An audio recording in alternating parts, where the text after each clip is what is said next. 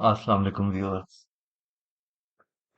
दिसंबर 2024 के defence news के शुमारे में इसराइल से रिलेटेड जो दूसरी खबर है वो ये है कि अ, आपने अभी जो इसराइल और ईरान का स्टैंड ऑफ था इसमें आयरन डोम वगैरह का मिसाइल सिस्टम तो देखा होगा जो ईरान के मिसाइल गिरा रहा था। तो उससे एक नेक्स्ट लेवल का सिस्टम भी है जिसे आयरन बीम कहते हैं जिसमें लेजर इस्तेमाल होती हैं।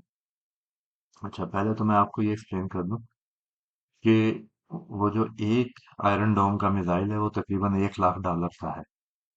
जबकि लेजर में क्योंकि मिसाइल नहीं इस्तेमाल हो रहा बल्कि लेजर बीम इस्तेमाल हो रही है और इलेक्ट्रिसिटी इस्तेमाल हो रही है, तो वो इससे बहुत कम कॉस्ट है।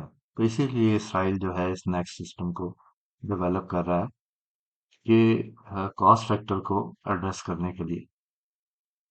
अभी खबर इस तरह से है कि आयरन बीम के जो सिस्टम हैं जो अभी एक्सपेरिमेंटल स्टेज में हैं उनको अब ये दिसंबर 2024 में कह रहे हैं कि एक साल के अंदर अंदर इसराइल का जो नेटवर्क है बस एयर डिफेंस का उसमें शामिल कर लिया जाएगा।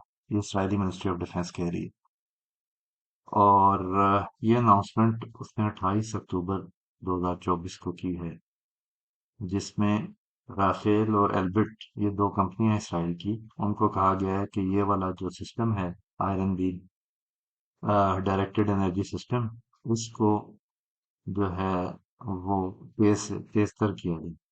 और जो मिनिस्ट्री ऑफ डिफेंस का डायरेक्टर जनरल है रिटायर्ड मेजर जनरल आयल जमीर, वो ये बात कह रहे हैं।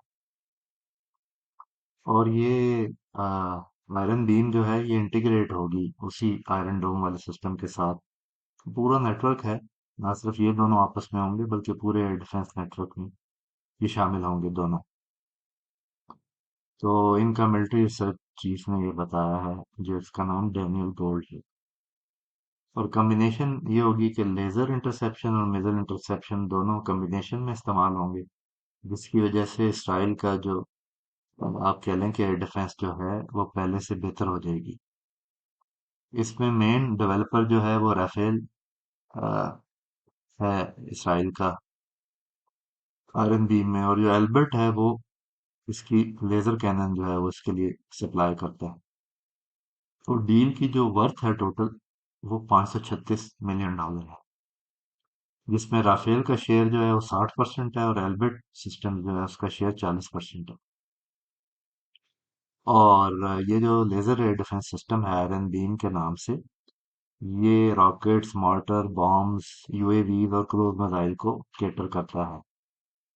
इसको प्रोग्राम भी कर सकते हैं कि लो फ्लाइंग जो टारगेट्स हैं वो अ, उन पे भी इस्तेमाल किया जा सके। इसको सबसे पहले फरवरी 2014 में सिंगापुर एयर शो में पेश किया गया था। और इसके अलावा फिर साउदर्न इसराइल में इसके बहुत से टेस्ट भी 3 साल पहले किए गए हैं। और अच्छा, जो इससे पहले आयरन डोम सिस्टम है उसमें जो मिसाइल है उसको तामीर मिसाइल कहते हैं, TMIR। और जिसकी आयरन डोम सिस्टम में उसकी कॉस्ट जो है वो $1 लाख एक मिसाइल की बनती थी। तो ये कॉस्ट क्योंकि काफी थी तो उन्होंने सोचा कि नेक्स्ट क्या हो सकता है उसमें। इसकी इसमें जो कॉस्ट होगी लेजर सिस्टम में, वो जो इसमें बिजली इस्तेमाल होगी उसी की कॉस्ट होगी, और वो इससे कई गुना कम है। कई गुना से आप ये भी कह सकते हैं कि 100 गुना कम है, क्योंकि एग्जैक्ट तो इन्होंने भी डिस्क्लोज नहीं किया। और लेजर इंटरसेप्शन से ये होगा कि आप ज्यादा सस्ते तरीके से जो है ना शूट डाउन कर सकेंगे। और इसराइली एयर डिफेंस को जो थ्रेट्स हैं वो ड्रोन्स के वो लेबनान, इराक और यमन की साइड से हैं। और मिसाइल भी इसके अलावा जो है, अ, लेकिन इस सिस्टम की ना एक आप कह सकते हैं कि थोड़ी लिमिटेशन है। वो लिमिटेशन जो आयरन डोम की निस्बत है वो ये है कि ये बहुत लार्ज किस्म के रॉकेट वगैरह जिसको नहीं डील कर सकता। और फिर ये है कि इसकी विजिबिलिटी जो होती है, अगर बादल वगैरह हैं, बारिश है या सैंड स्टॉर्म्स हैं, तो उसमें भी इसकी जो काम करने की एबिलिटी है वो इफेक्ट होती है। तो इस वजह से अभी इसको कॉम्बिनेशन में दायरा किया गया है कि अगर बैड वेदर हो तो आयरन डोम और बाकी जो एयर डिफेंस सिस्टम है वो करेगा, लेकिन फेयर वेदर में ये जो है ये भी पूरी तरीके से ये लेजर वाला सिस्टम जो है, जाहिर है उनकी प्रायोरिटी भी होगी क्योंकि कॉस्ट वाइज भी ये सस्ता है। तो फेयर वेदर में ये पूरे तरीके से ये लेजर का एयर डिफेंस सिस्टम भी इस्तेमाल कर सकेंगे।